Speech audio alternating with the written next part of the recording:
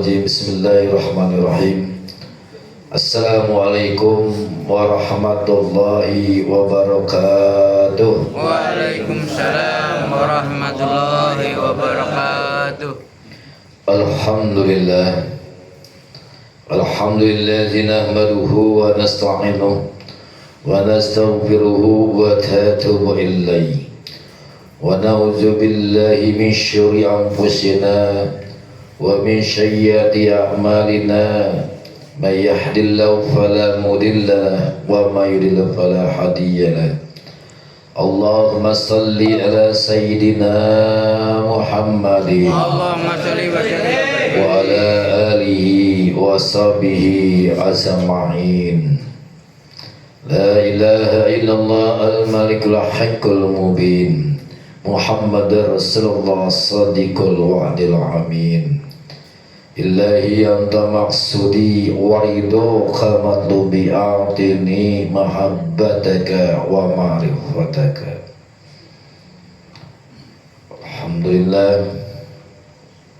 Selamat Ketua Majelis Ta'lim Ma'abah Bapak Abdul Hamid beserta pengurus, juga Ketua Majelis Ta'lim Ibu-Ibu Al-Mahabah beserta pengurus, terhormat para petugas manaqib pada malam hari ini dan pengatur acara, dan yang terhormat Bapak Ibu ikhwan dan akhwat yang sama-sama diridhoi oleh Allah Subhanahu wa taala. Alhamdulillah, patut kiranya pada malam hari ini kita panjatkan puji syukur atas kehadirat Allah Subhanahu wa taala.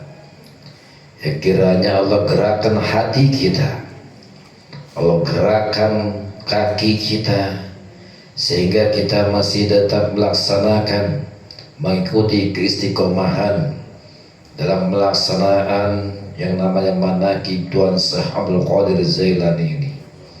Sebab tanpa gerakan dari Allah, tanpa hidayah dan taufiknya dari Allah, tentunya males sudah pasti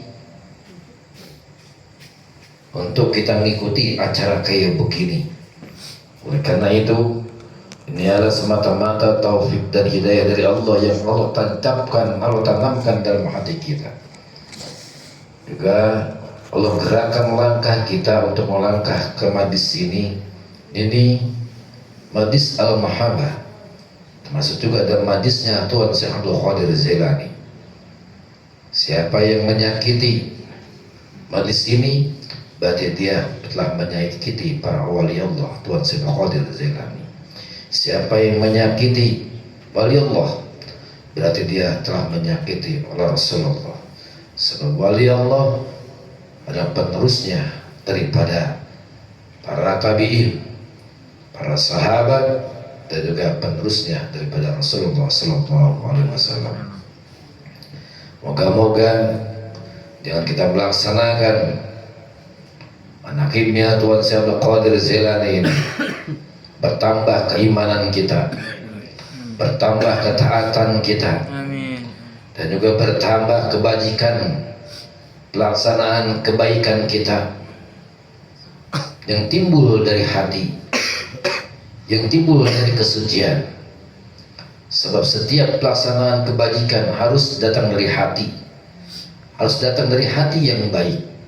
Sehingga setiap kebaikan yang datang dari timbul hati yang baik, maka akan timbul pula kebaikan. Maka kebaikan itu akan mendatangkan pahala dari Allah Subhanahu wa taala.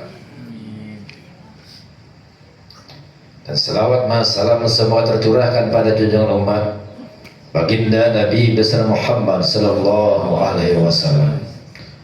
Moga-moga dengan kita melaksanakan manaqibnya Tuan Syekh Abdul Qadir Jailani ini sebagai salah satu bentuk cinta kita kepada baginda Rasul Nabi Muhammad sallallahu alaihi wasallam.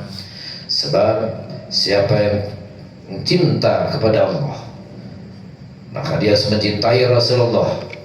Dan mencintai Rasulullah berarti dia harus mencintai para sahabatnya.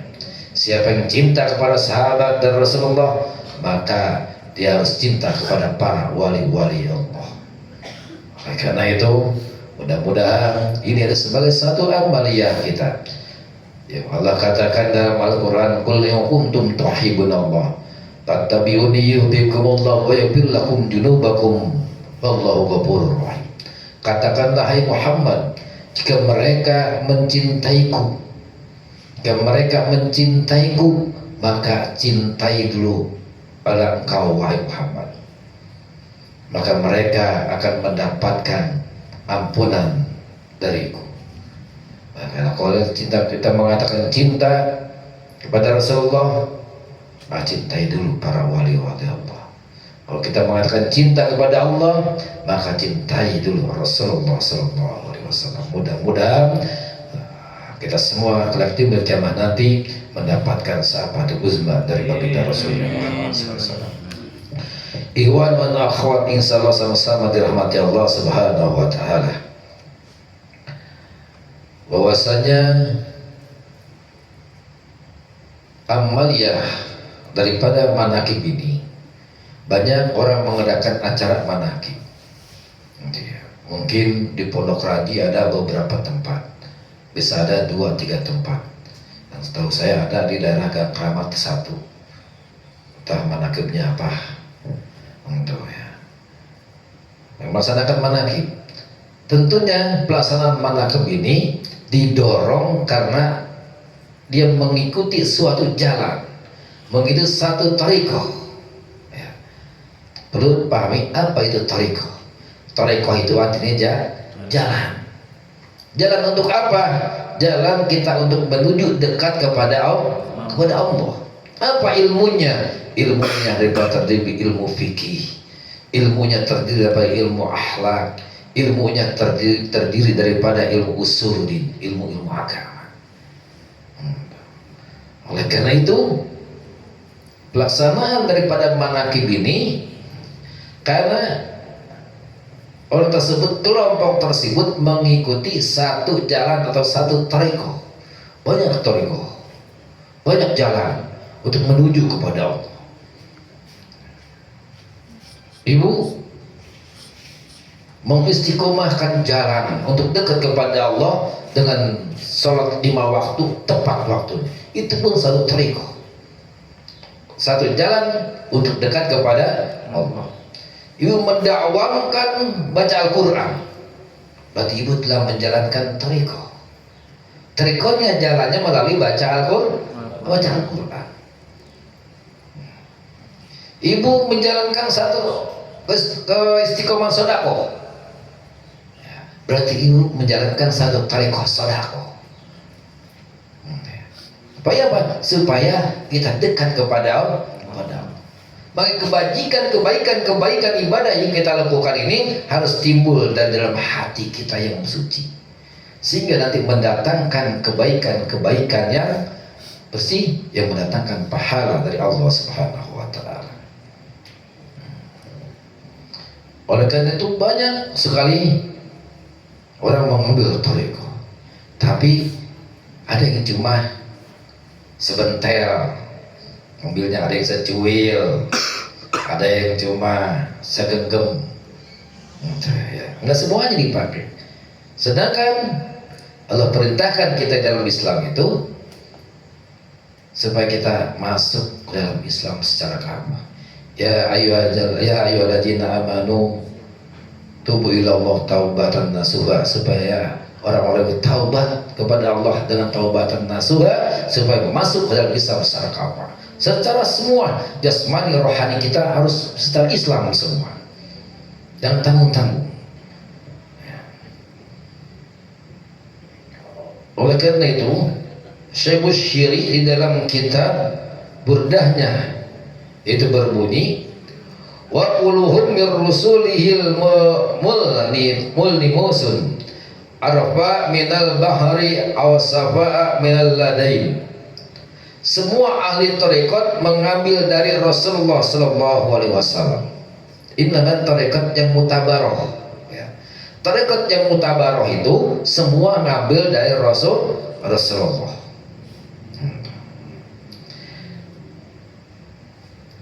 Hanya saja ada yang seperti menciduk air dari lautan atau sekedar mengambil cipratan air hujan saja. Jadi karena banyaknya toriko, ya, toriko mutabarah yang berasal dari Rasulullah, ya, cuma ada yang cuma ngambil air segelas di lautan, ada juga cuma ngambil percikan air hujan. Maksudnya apa? Maksudnya dia enggak sepenuhnya ngejalanin, setengah-setengah ngejalaninnya. Makanya kalau mau menjalankan tarekat, jalankan semuanya, jangan tanggung-tanggung, masuk semuanya, masukin diri kita ke jalan tersebut. Misalkan kita mau menuju ke jalan ke Bogor, jalannya kita lewat Parung, udah kita semua lewat Parung, jangan ada mencari-mencari. Udah bersihkan hati kita, kita niatkan kita lewat Parung. Begitu ke Toriko. Kalau kita mengaku Toriko, yang kita laksanakan ini adalah Toriko Qadariyah Naqsabandiyah, maka ikuti semua amalinya.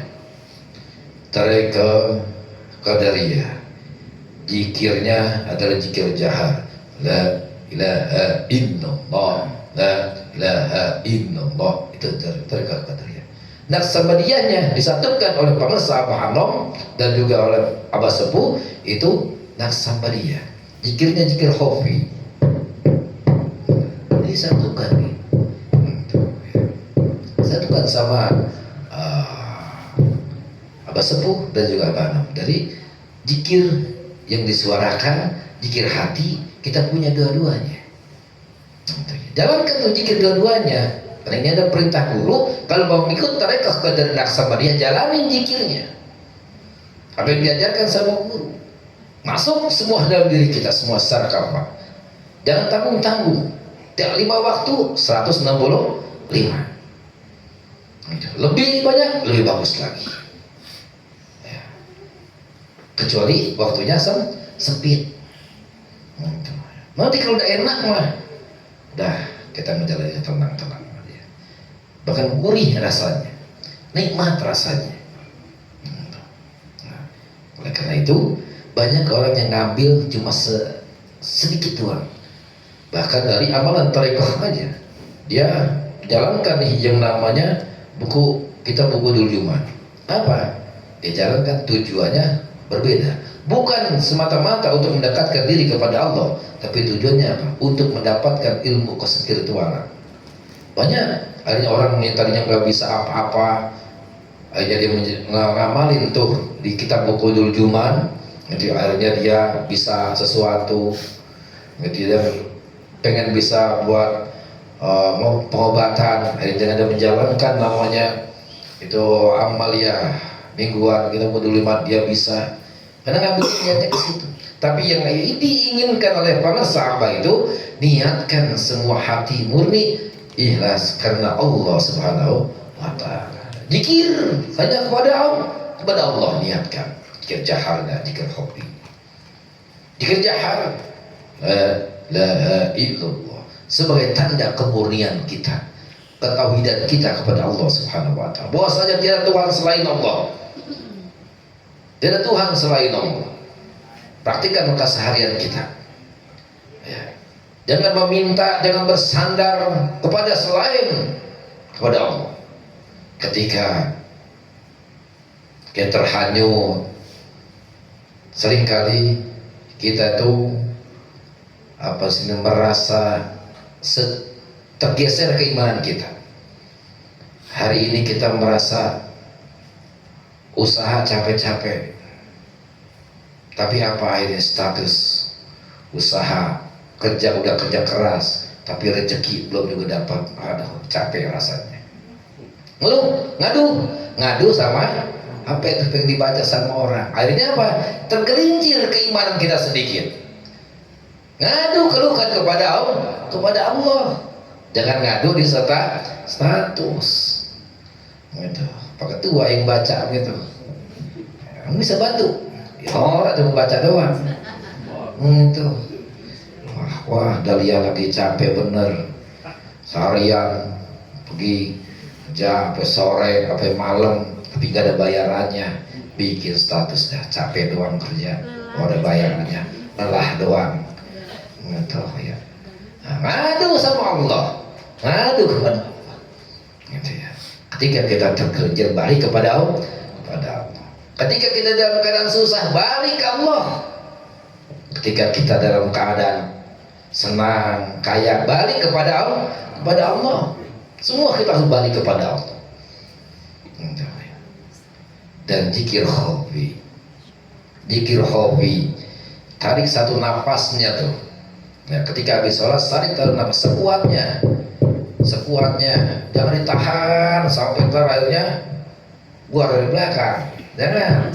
Ya paksain dari belakang, jangan. Udah saya tarik napas panjang-panjangnya lewat hidung, hidupkan hatinya terus, keluarin anginnya pelan-pelan terus sampai dengan habis. Hati jadi enak.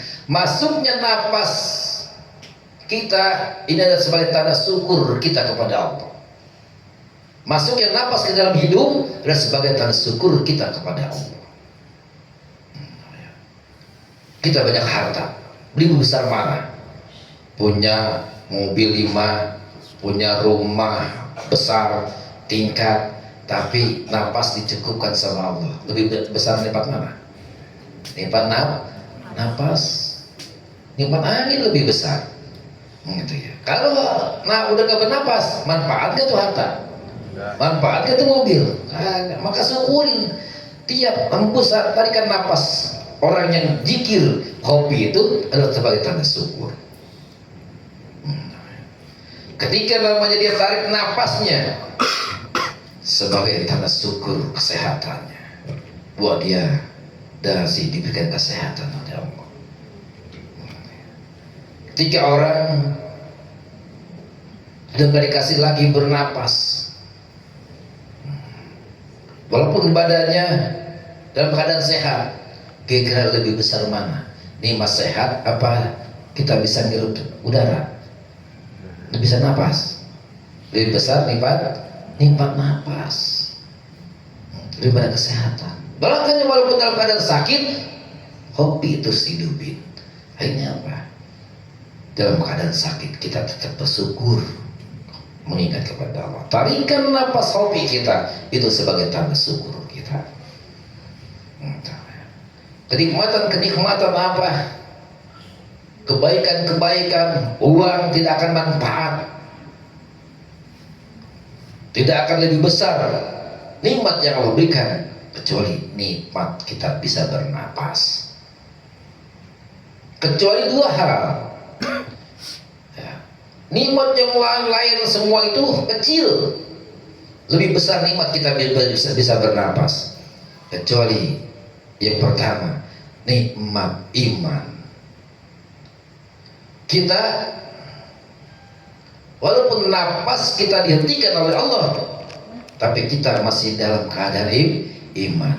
Besar mana? Nikmat napas apa nikmat iman? Nikmat iman lebih besar. Karena apa? Iman akan dibawa sampai dengan kita liang lahat, sampai dengan kita menghadap kepada Allah ke akhirat. Lebih besar nikmat iman. Yang kedua, nikmat Islam. Ketika kita dihentikan napas kita, tapi kita mati dalam keadaan Islam, maka nikmat Islam lebih besar daripada nikmat napas. Cuma nikmat 2 itu yang lebih besar.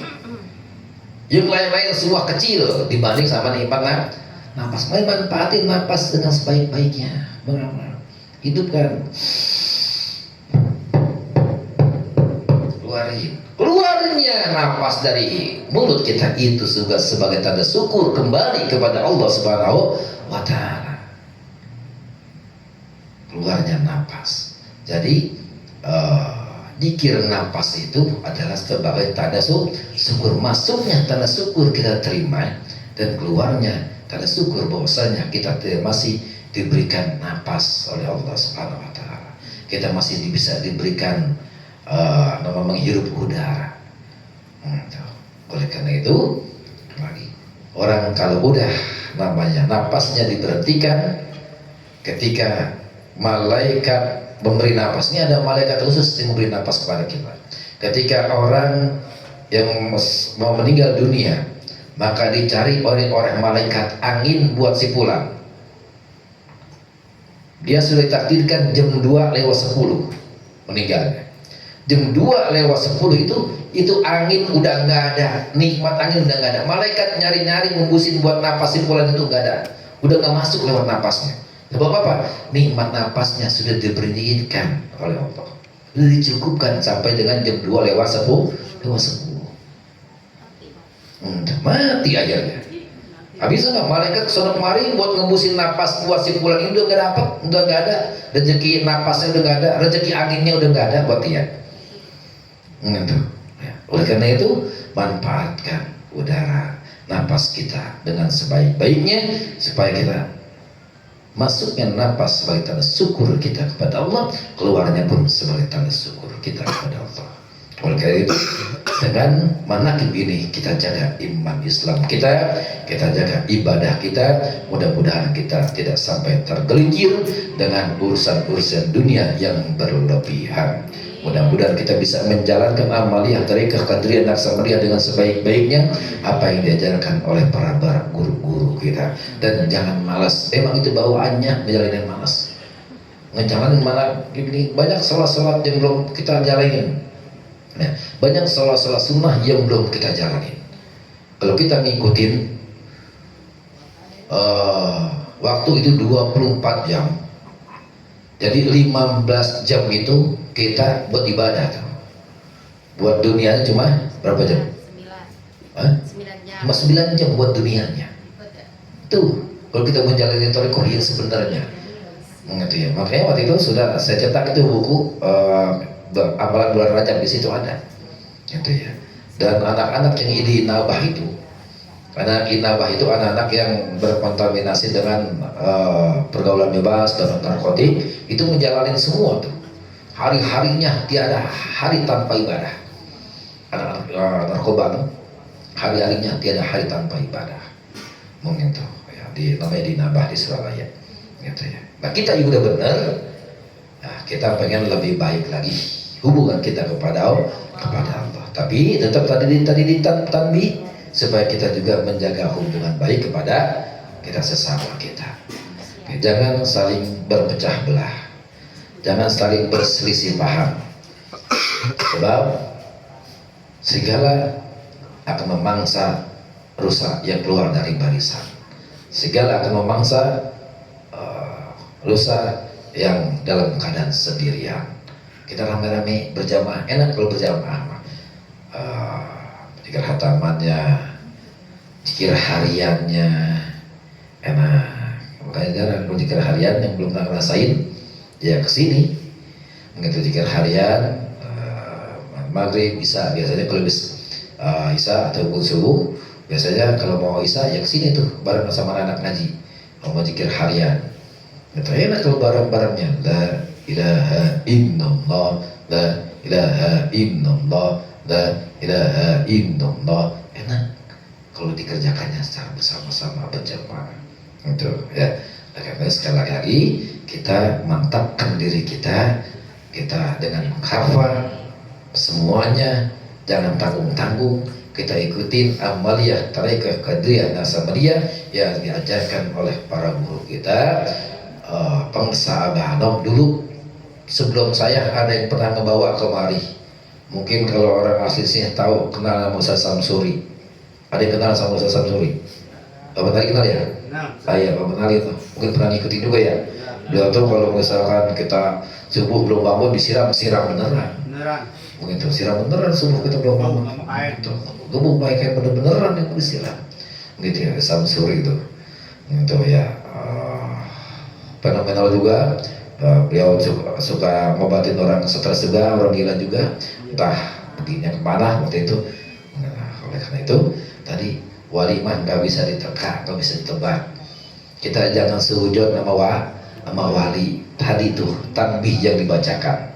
Ya, ada tamu datang ke madrasahnya Tuan Syekh Abdul Qadir Jilani. Tuan Syekh Abdul Qadir halamannya dari emas, bahkan punya kuda sampai 40. Kuda itu bagus-bagus, pelananya tempat nangkringannya itu terbuat dari emas. Lu buruk sangka lah, nah tamunya kok katanya wali, ini masih cinta sama dunia. Wali itu harusnya nggak boleh cinta sama dunia, dunia udah harus ditinggalin. Buruk sangka lah, hanya nggak jadi dia mau silaturahmi, mau ziarah ke rumah Tuan Syekh Abdul Qadir Jilani. Dia pergi, dia mampir tadi itu ke rumah orang lain, di sedang lahirnya dia sakit, musim tahun. Dia sakit yang tidak tersembuhkan kecuali dengan hati kuda. Sedangkan yang punya 40 kuda itu pada itu cuma Tuan Syekh Abdul Qadir Jilani. Begitu. Akhirnya ini orang ahli hikmah menyarankan supaya kamu minta kepada Tuan Syekh Abdul Qadir Jilani. Datanglah si orang tamu ini yang tadi ada bersangka kepada Tuan Syekh Abdul Qadir Jilani meminta hati kuda. Tiap hari tuh kuda yang mahal, kuda yang bagus, yang punya ciri khas, itu dipotongin. Itu kuda itu senilai kalau berapa dirham? Kalau sekarang ukuran 50 juta, 60 juta. Itu ya. Buat dipotongin buat satu orang yang lagi kena penyakit. Sampai 60 kuda. 4 sampai dengan 40 kuda dipotongin. Ada nggak sekarang guru ataupun namanya kayak begitu relain buat orang lain? Nggak ada. Tuh, Dahlia saya bagi mobil, saya bagi motor. Itu ya. Ada nggak kiai yang begitu? Ada. Berarti belum ada wali. Ya, wali ngumpet cari yang ngumpet. Itu ya, dia punya mobil tapi ngumpet. Sama pada minta dikasih. Buat murid. Ya. Itu sampai 40 kuda yang harganya mahal dikasih cuma buat satu orang, buat hatinya, buat obat salah. Akhirnya kemaluan lah. Malu nggak kira-kira? Tadinya udah buruk sangka, udah jelek sangka, akhirnya datang lagi minta obat dikasih sampai dengan 40 ekor kuda. Kemaluan dia, akhirnya minta maaf. Makanya jangan buruk sangka sama guru, sama wali, sama ustadz, sama siapa aja. Kalau bisa kita jangan buruk sangka. Sebab satu saat nanti kita akan butuh pertolongan sama orang tersebut. Itu ya, kita akan butuh pertolongan pada orang tersebut. Itu ya. Apalagi jangan buruk sangka. Itu pelajaran yang diterapkan oleh Tuan Syekh Abdul Qadir Jilani. Apa yang kita bisa kasih, kita bantu kepada orang yang kita bantu. Itu ya. Saya gitu saja. Makanya ketika lagi baca tanbih itu perhatikan. Tadi Maulana bacakan apa isinya tanbih itu. Kita perhatikan dalam kehidupan kita sehari-hari. Insya Allah itu hidup kita akan aman, tentram. Itu ilmunya yang dibacakan tadi mana kayaknya Tuan Syekh Abdul Qadir Jilani tiap bulannya itu ilmunya kita terapkan dalam kehidupan kita sehari-hari, insya Allah maka kita akan nyaman, hidup akan dekat kepada Allah dan dekat kepada baginda Rasul. Gitu ya. Itu saja yang saya sampaikan. Apabila ada kekeliruan, saya mohon dibawakan minta maaf yang seluas-luasnya. Saya ri wa tasimu bihabillah Allahumma biqila kumitorim. Wassalamualaikum warahmatullahi wabarakatuh.